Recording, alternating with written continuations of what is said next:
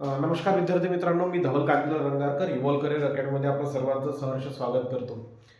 लक्षात घ्या मित्रो, आर आर बीची जी काही ग्रुप डीची नोटिफिकेशन आहे ती ऑलरेडी तुम्हाला सगळ्यांनाच माहीत आहे असेल, वाचलेली असेल, पाहिलेली असेल तुम्ही सगळ्यांनीच. बरोबर आहे.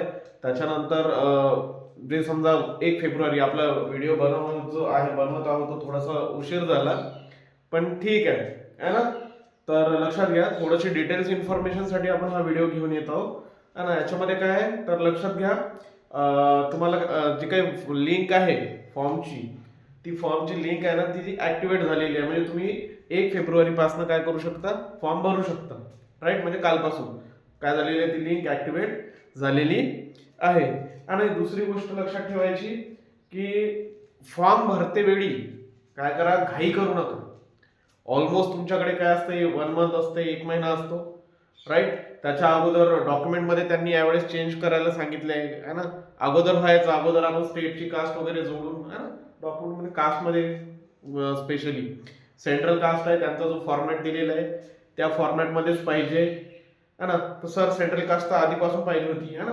पण प्रोव्हिजनली ते एक्सेप्ट करायचे जेव्हा आपण काय करत होतो, जेव्हा आपल्याकडे सेंट्रल कास्ट नव्हती आणि त्याच्याऐवजी आपण काय करत होतो, स्टेट कास्ट यूज करत होतो, स्टेटमध्ये जी कास्ट असते ती यूज करत होतो. तर ते प्रोव्हिजनली एक्सेप्ट करायचे, परंतु ज्यावेळेस तुमचा डीबी वगैरे व्हायचा त्यावेळेस तुम्हाला काय करायचं, एक प्रतिज्ञापत्र देऊन तुम्ही तुमची सेंट्रल कास्ट जोडून करू शकत होते. पण आता मात्र त्यांनी काय केलेलं आहे रे बाबा, तर त्यांनी सरळ स्पष्ट दिलेलं आहे, स्पष्ट सांगितलेलं आहे की आम्हाला ज्यावेळेस तुम्ही फॉर्म फिलअप करता किंवा ऍप्लिकेशन फिलअप करता, तर फॉर्म फिलअप करत असताना ज्यावेळेस तुम्ही डॉक्युमेंट अपलोड करता, तर डॉक्युमेंट अपलोड करते वेळी जे डॉक्युमेंट तुम्ही तिथे अपलोड करणार आहे सेम ॲज इट इज तेच डॉक्युमेंट आपले ते डीव्हीच्या वेळेस काय करणार आहे, चेक करणार आहे. म्हणजेच याचाच अर्थ काय की आता तुम्ही समजा सपोज तुमचा प्रोव्हिजनली एक्सेप्टेड झालाही फॉर्म, स्टेटची कास्ट वगैरे, आता मोस्टली कास्टच प्रॉब्लेम येतात, बाकी तर डॉक्युमेंट सगळ्यांकडे असतातच.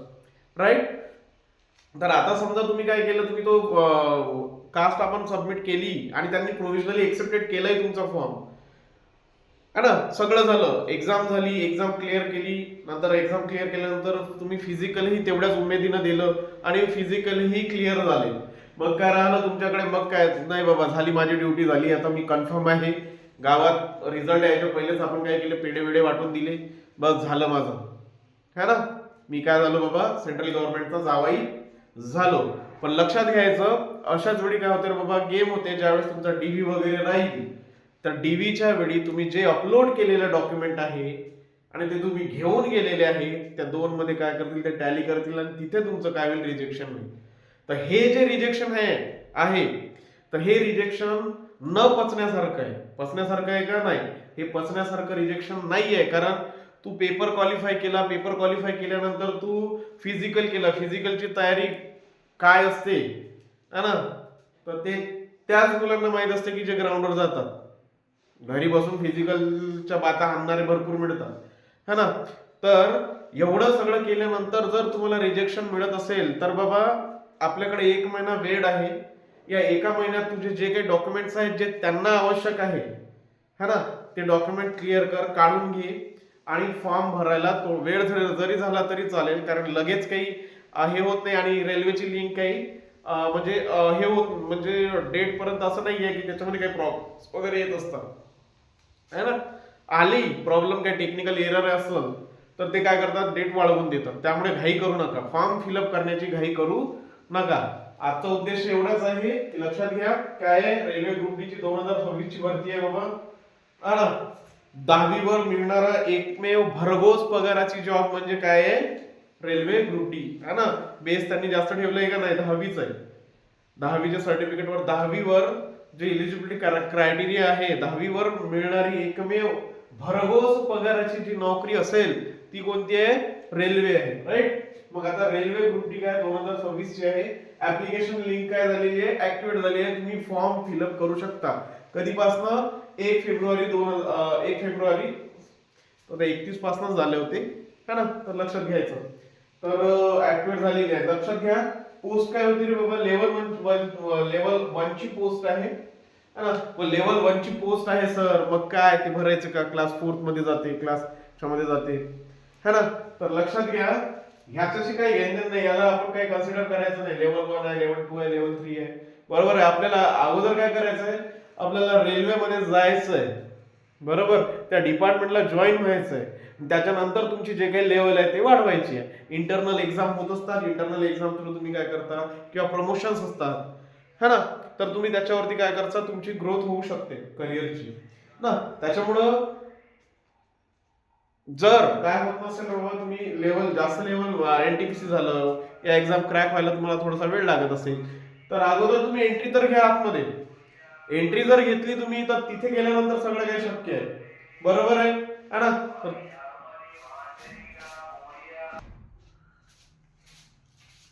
ठीक आहे, पहा काय म्हटलं मी, ऍप्लिकेशन लिंक जी आहे ती ऍक्टिव्हेट झालेली आहे.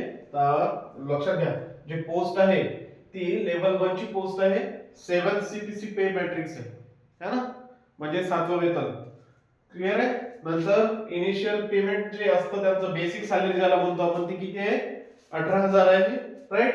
आणि त्याच्यामध्ये मग टीएडीए वगैरे ते अलाउन्सेस असतात, ते अलाउन्सेस ऍड होऊन ते जवळपास 35 ते 40 हजारापर्यंत ती सॅलरी जाते. म्हणूनच मी अगोदरही बोललोय की बाबा, भरघोस पगाराची 10वीच्या बेसवर आहे ना, जर तुम्ही प्रायव्हेट कंपनीमध्ये वगैरे कुठे गेले तर तुम्हाला बेसिक 40,000 आणि 35,000 म्हणजे सॅलरी 40,000 किंवा 35,000 मिळणार नाहीये, राईट. तर लक्षात घ्यायचं, 10वी बेसवर असणारी एकदम बेसिक याच्यावरती आहे, आणि जवळपास 35 ते 40,000 रुपये देणारी नोकरी आहे ना. त्याच्यामुळे आलेली संधी वाया घालवू नका, है ना. दुसरी गोष्ट, नंतर जे एज आहे, किती तारखेला, 1/1/2026 रोजी 18 ते 33 वर्ष कंप्लीट पाहिजे. SC ST आणि जे आहे SC ST ना 5 वर्ष शिथिल असतात, आणि बाकीच्यांना 3 वर्ष. ओबीसी ना काय 3 वर्ष आहे. नंतर आता दुसरी गोष्ट लक्षात ठेवायची, ज्या सर्वात जास्त पोस्ट आहे ना, आता मी पूर्ण जेवढे काही रेल्वे बोर्ड आहे त्याचं प्रत्येकाचं काही सांगत बसत नाही, तर लक्षात घ्या, जिथे सगळ्यात जास्त ज्या जागा आहेत, ज्या वॅकन्सीज आहेत, ते कुठे आहे बाबा, दिल्लीला आहे. आणि कोणतं बोर्ड आहे तिथे, नॉर्दर्न रेल्वे आहे ना, नॉर्दर्न रेल्वेला आहे. आणि दिल्ली या ठिकाणी किती वॅकन्सीज आहेत, नाही दिलंय का, किती दिलंय, एक मिनिट मी पाहून सांगतो तुम्हाला.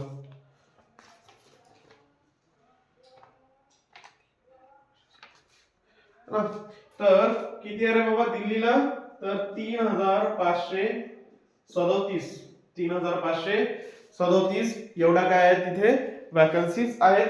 सगळ्यात जास्त आहे, लक्षात घ्यायचं, सगळ्यात जास्त वॅकन्सीज आहेत, है ना. नंतर जे सेकंड आहे, तर ती काय आहे, मुंबई. दरवेळेस असते, लास्ट टाइम सुद्धा मुंबईला सेकंड हायएस्ट काय होती वॅकन्सीज होत्या, आणि लास्ट टाइम दिल्लीला फर्स्ट हायएस्ट होत्या, म्हणजे फर्स्ट याच्यावरती होत्या. तर सर्वात जास्त लास्ट टाइम दिल्लीच होती, यावेळेस दिल्लीच आहे. आणि दुसरी गोष्ट, सेकंडला मुंबई होती, यावेळेस मुंबईला आहे. मुंबईमध्ये 2 बोर्ड आहेत, काय, वेस्टर्न रेल्वे आणि सेंट्रल रेल्वे, मध्य रेल्वे आणि पश्चिम रेल्वे, राईट. तर याच्यामध्ये वेस्टर्न रेल्वे जी आहे, याच्यात टोटल वॅकन्सी किती आहे, 3,148. आणि सेंट्रल रेल्वेच्या ज्या काही वॅकन्सीज होत्या त्या किती आहे रे बाबा, 1,989. जर दोघांची मिळून जर टोटल केलं तर मुंबई 1 नंबर वरती जाते, राईट. दोघांचे जर किती केलं तर 9 8 17 17 7 हातचा 1 12 13 1 नंतर 9 1 14 15 1 4 5 5537 पण असो, ठीक आहे. तर मुंबई फर्स्ट रेल्वे दिल्ली आहे, मुंबई. वेस्टर्न रेल्वे 3,148 आणि सेंट्रल रेल्वे आहे 1,989. नेक्स्ट काय पाहायचं, तर लक्षात ठेवायचं, फॉर्म भरते वेळी व्यवस्थित रजिस्ट्रेशन वगैरे करून भरा, व्यवस्थित डॉक्युमेंट अगोदर क्लिअर करा, डॉक्युमेंट काढून घ्या, नसतील तर ते तुमच्या जवळ येईपर्यंत थांबा. फॉर्म भरायची घाई करू नका की नाही रे बाबा, मी मग माझ्याजवळ जे आता सध्याच्या परिस्थितीत आहे ते सर्टिफिकेट जोडतो आणि फॉर्म भरून देतो, आणि नंतर वाटल्यास काय करेल मी, प्रतिज्ञापत्र वगैरे देऊन बाकी जे काही डॉक्युमेंट्स लागतात ते डॉक्युमेंट देऊन देईल. असं चालणार नाही. तेच डॉक्युमेंट तिथे काय करा, अपलोड करा. पुन्हा एकदा सांगतो की जे काय आहे त्यांना पाहिजे आहे, राईट. डॉक्युमेंट मध्ये यावेळी तरी हैगय करू नका है ना, आता आलेला असा असा आलेला घास काय होईल रे बाबा, निघून जाईल तर पताही लागणार नाही. ठीक आहे. दुसरी गोष्ट लक्षात घ्या, पोस्ट वाईज वॅकन्सी कुठे कुठे आहेत, कोणकोणते आहेत तर लक्षात घ्या. ट्रॅक मेंटेनर, बरोबर आहे, जो ट्रॅक मेंटेनर असतो त्याच्या टोटल वॅकन्सीज किती दिलेले इथे आलेले 10,742. 10,742 संपूर्ण बोर्ड, जेवढे बोर्ड आहेत तुमचे रेल्वेचे है ना, 10,742. नंतर पॉइंट्स चे आहे 5,111. पॉइंट्स किती आलेले 5,111 है ना. तिसरा आहे assistant SNT 1,478. Assistant TL and AC 978. Assistant carriage and wagon 894. Assistant TRD 764. Assistant operation 654. नंतर असिस्टंट ब्रिज 558. नंतर assistant track machine 560. Assistant P way 456 आणि असिस्टंट लोकोशेड 400. तर टोटल तुमच्या वॅकन्सीज किती बनतात रे भाऊ, 22,195. 22,195 लास्ट इयर पेक्षा थोड्याशा कमी आहेत. पण पुन्हा एकदा लक्षात ठेवायचं, याच्यातली आपल्याला फक्त काय पाहिजे रे बाबा, एकच वॅकन्सी पाहिजे. बरोबर आहे ना, एकच काय पाहिजे आपल्याला, वॅकन्सी पाहिजे. त्याच्यामुळे जो काही तुमचा अभ्यास आहे तो असा पाहिजे की आपल्याला ती एकच वॅकन्सी काय करायची आहे, फुलफिल करायची आहे. आपला एवढ्या वॅकन्सीसाठी आहे का, आपली मेहनत एवढ्या वॅकन्सीसाठी आहे का नाही, आपल्याला काय पाहिजे, फक्त एकच वॅकन्सी पाहिजे आणि त्याच्यासाठी आपला अभ्यास पाहिजे. तर लक्षात घ्यायचं. मग प्रिफरन्स टाकते वेळी एक गोष्ट आणखी लक्षात ठेवा. प्रिफरन्स टाकते वेळी काय करायचं बाबा, हा जो ट्रॅक मेंटेनन्स आहे, ट्रॅक मेंटेनर आहे ना, ते तुम्ही जर कुठे क्रॉसिंग वगैरे वर जर जात असाल आणि तिथं दिसतात ते तुम्हाला ट्रॅकचं हे करत असताना काही लोक असतात है ना, त्यांचं ते ड्रेसअप मध्ये, तर भारी काम आहे ते. नाहीतर काय होईल, कधी कधी काय असते, स्कोर चांगला असतो आणि आपण प्रिफरन्स चुकीचा देतो. कधी कधी काय असते, आपला स्कोर चांगला असतो, अबोव 70 एससी कॅटेगरी वाल्यांना व्यवस्थितच जॉब मिळतात. बरोबर आहे.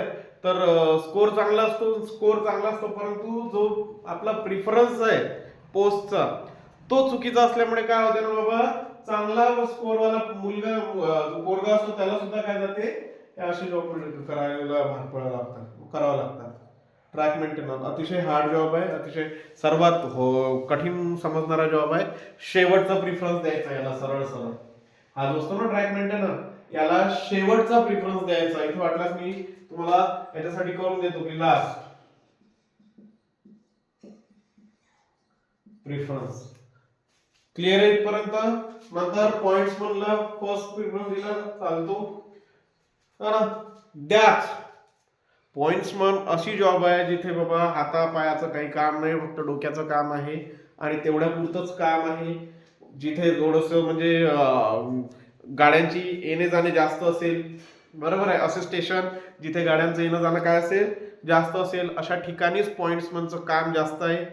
अदरवाईज छोट्याचं जे काही छोटं स्टेशन असेल जिथे गाड्या खूपच कमी प्रमाणात येतात आणि तिथे जर पोस्टिंग असेल तुमची, तर अतिशय सुखाचा जो जॉब आहे, जॉब प्रोफाईल आहे ती काय आहे बाबा, पॉइंट्समनची आहे ना. दुसरी गोष्ट पॉइंट्समनची कोणती लक्षात ठेवायची रे भाऊ, तर दुसरी गोष्ट लक्षात ठेवायची की जे प्रमोशन आहे पॉइंट्समनचे, जे काही प्रमोशन आहे तर ते तुमचे लवकरात लवकर होतात. प्रमोशनसाठी खूप छान पोस्ट आहे ही, की लवकरात लवकर जर प्रमोशन पाहिजे असेल तर पॉइंट्समन बेस्ट ऑप्शन आहे ना.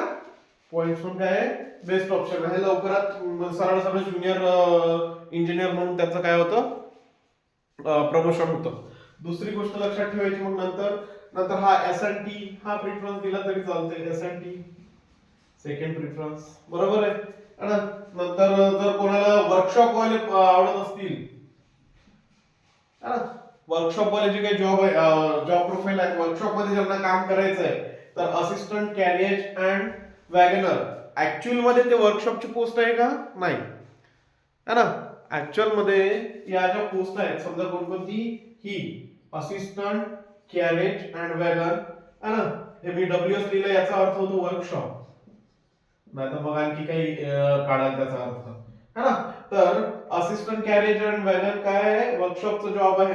म्हणजे जॉब वॅकन्सी ती वर्कशॉपची नाही आहे, वॅकन्सी लेवल 1 ची आहे, ग्रुप डी ची आहे. पण यांचं जे काम आहे ते कुठे असते, वर्कशॉप मध्ये असते. नंतर हा असिस्टंट ऑपरेशन है ना, हा सुद्धा कुठे आहे, वर्कशॉप मध्ये याचं काम आहे. नंतर असिस्टंट लोकोशेड 400 वॅकन्सी आहे त्याची, त्याचं सुद्धा काम कुठे आहे रे बाबा, वर्कशॉप मध्ये आहे. पुन्हा एकदा क्लिअर करतो, या ज्या वॅकन्सीज आहेत या वर्कशॉपच्या वॅकन्सीज नाही, पण यांचं काम काय आहे रे बाबा, तिथे आहे हेल्पर म्हणून काम आहे तिथे, बरोबर आहे. आता कोणी टेक्निशियन असेल तर टेक्निशियन तो वर चढलेला आहे, काम करून राहिला, आणि त्याला कोणत्या तरी एखादा अवजार किंवा कोणत्या इन्स्ट्रुमेंट पाना घेण्याची गरज पडते, तर मग तो खाली उतरल, मग तो जे काही आपला टूल आहे ते टूल घेईल तर पुन्हा वर चढेल का, नाही ना. मग अशा वेळी एका हेल्परची काय असते, आवश्यकता असते. तर ते हेल्पर म्हणून तुम्ही तिथे काय करू शकता, काम करू शकता. आणि ह्या बाकीच्या ज्या पोस्ट आहेत ह्या सुद्धा चांगलेल्या आहेत. हे ब्रिजवर जे काही काम लागतं तुम्हाला तिथे आहे.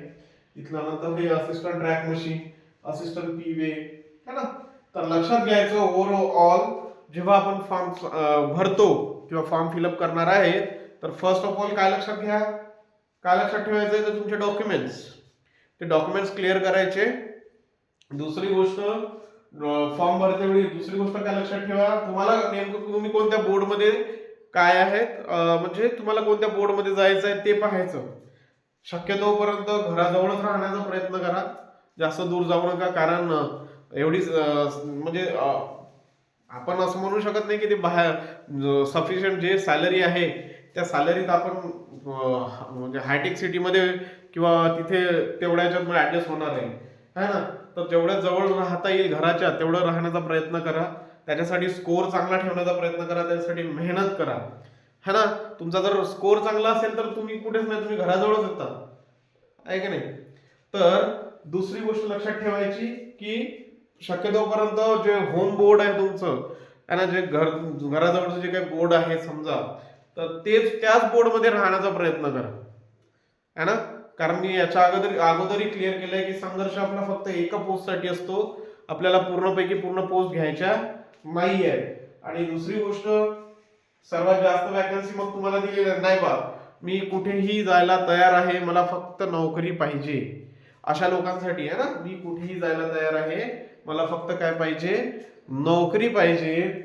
तर अशा लोकांसाठी मग सगळ्यात जास्त वॅकन्सीज नॉर्दर्न रेल्वे दिल्ली, आणि नंतर आहे वेस्टर्न आणि सेंट्रल रेल्वेला. वेस्टर्न रेल्वेला आहे मुंबईमध्ये 3148, सेंट्रल रेल्वेला आहे 1989, है ना. आणि दुसरी गोष्ट, मग हा जो प्रिफरन्स आहे, हा प्रिफरन्स पुन्हा एकदा क्लिअर करतो की ट्रॅक मेंटेनन्सचा जो प्रिफरन्स आहे तो शेवटीच ठेवायचा. काय कराल तुम्ही, तो शेवटी ठेवाल. क्लिअर आहे इथपर्यंत क्लिअर आहे. हो, भरपूर दिवसांनंतर काय केलंय आपण, आलेलो आहे. आणि दुसरी एक महत्वाची गोष्ट हे करतो की ग्रुप डी साठी ऑफलाईन बॅच सुरू झालेली आहे. ग्रुप डी साठी ऑफलाईन बॅच सुरू झालेली आहे, ना, ज्याच्यामध्ये तुमची तयारी करून घेतल्या जाईल. मॅथ्स जे काही तुमचा सिलेबस आहे, रिझनिंग, नंतर सायन्स, आणि काय मॅथ्स, रिझनिंग, सायन्स, आणि तुमचं करंट अफेअर्स, है ना.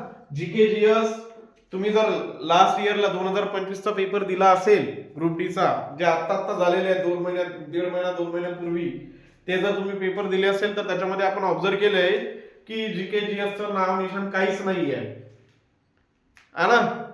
जीके जीएस विचारल्या गेलं नाही, त्याऐवजी त्यांनी सरळ करंट अफेअर्स वर लक्ष ठेवलं, स्टॅटिक वर. करंट अफेअर्स आणि स्टॅटिक यांचा समन्वय साधून त्यांनी काय केलेले आहेत, क्वेश्चन दिलेले आहेत. त्यामुळं जीकेजीएस राहिले तर आपण काय करू, जीकेजीएस क्वेश्चन आन्सर फॉर्मॅट मध्ये काय करू, क्लिअर करण्याचा प्रयत्न करू. जीएस तर घेणार आहोत, जीके आपण फक्त क्वेश्चन आन्सरच्या फॉर्मॅट मध्ये घेण्याचा प्रयत्न करू. आणि दुसरी गोष्ट, मॅथ, रिझनिंग, सायन्स आणि करंट अफेअर्स याची जी काही रेग्युलर बॅच आहे ऑफलाईन स्वरूपातली, ती बॅच काय झालेली आहे, स्टार्ट झालेली आहे. ज्यांना जर काय करायचं असेल तर बाबा जॉईन करायचं असेल इव्हॉल्व करिअर अकॅडमीला, ग्रुप डी ची तयारी करून घेण्यासाठी, तर त्यांनी काय करा, माझा जो नंबर दिलेला असतो त्या नंबरवरती काय करा, कॉन्टॅक्ट करा. हा नंबर आहे 7387794564. है ना, याच्यावरती काय करा, कॉन्टॅक्ट करा. ठीक आहे, इथे काय करू, आता हा जो व्हिडिओ आहे हा मी काय करतो, स्टॉप करतो. उद्यापासून याच्यावरती प्रॅक्टिस बॅच है ना, जी एक चालू आहे आपली, मधात थोडीशी जे काही माझे मेडिकल इश्यू होते त्याच्यामुळे मी काही दिवस व्हिडिओ बंद ठेवले होते.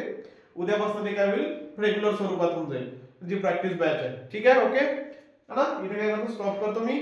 Okay, thank you.